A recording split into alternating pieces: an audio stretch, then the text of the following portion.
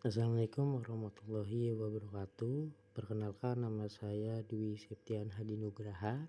Di sini saya akan mempresentasikan tugas kuliah saya dengan mata kuliah Sistem Informasi Akuntansi dengan judul Peran Sistem Informasi Akuntansi dalam Pengendalian Internal Perusahaan. Oke, kita langsung ke slide selanjutnya. Apa itu sistem informasi akuntansi? Sistem informasi akuntansi adalah sistem yang dirancang untuk pengumpulan, mengolah, penyimpanan, dan pelaporan informasi keuangan serta akuntansi secara terstruktur. Saya juga mengintegrasikan data transaksi bisnis ke dalam laporan yang akurat dan tepat waktu untuk mendukung pengambilan keputusan manajemen. Oke. Saya juga memiliki peran strategis dalam pendukung pengendalian internal perusahaan. Ya, saya juga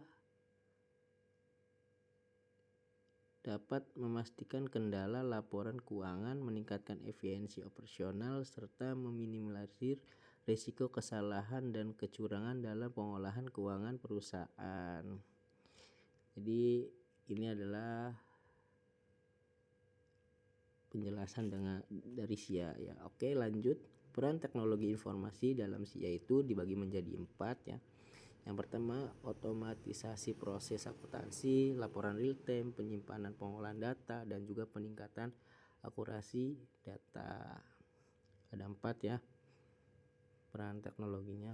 Dan selanjutnya, kompetensi SDM dalam SIA. Yang pertama itu pemahaman teknologinya, ya, keterampilan softwarenya, menganalisis data dan risiko, serta keamanan informasi di dalamnya.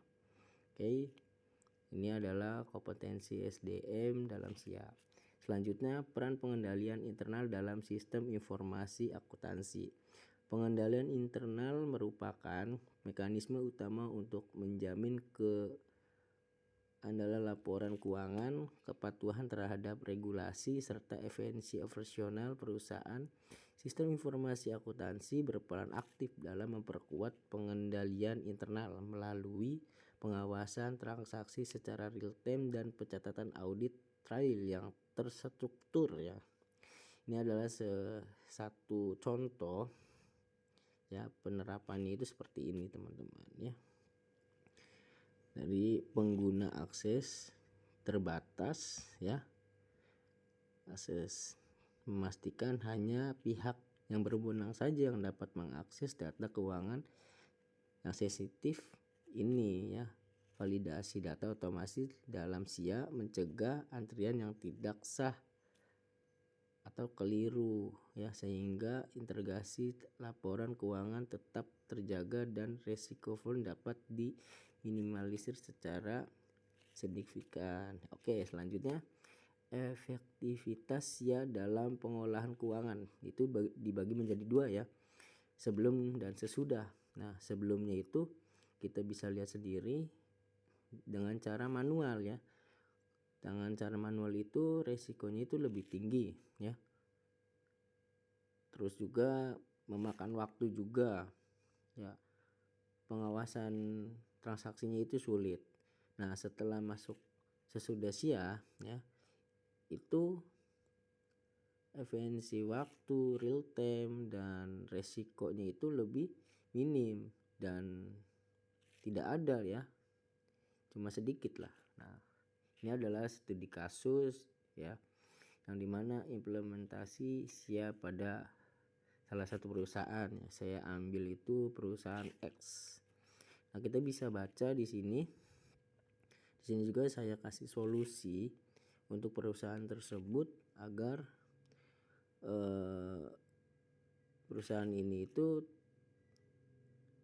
ya bisa meminimalisir resikonya gitu kan, yang menjadi 70% dan laporan keuangannya itu bisa 50% meningkat ya, waktunya itu lebih cepat begitulah.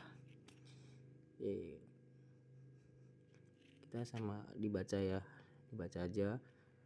Nah, dan risiko untuk pengembaliannya itu berhasil diminimalisir juga ya melalui sistem otorisasi ini kan. Ini studi kasus sedikit sih ya, kecil gitu, untuk ada gambaran bahwasanya oh iya Asia itu seperti ini gitu, dan keunggulannya, oh ya resikonya bagaimana, begitu sih Pak Bu.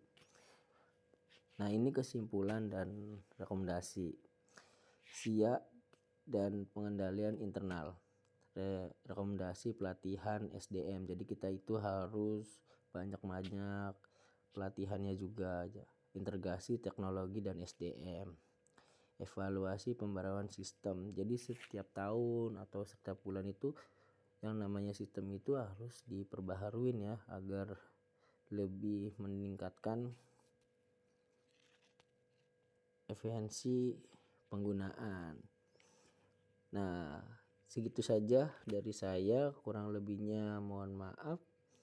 Wabillahi taufik wa hidayah. Wassalamualaikum warahmatullahi wabarakatuh.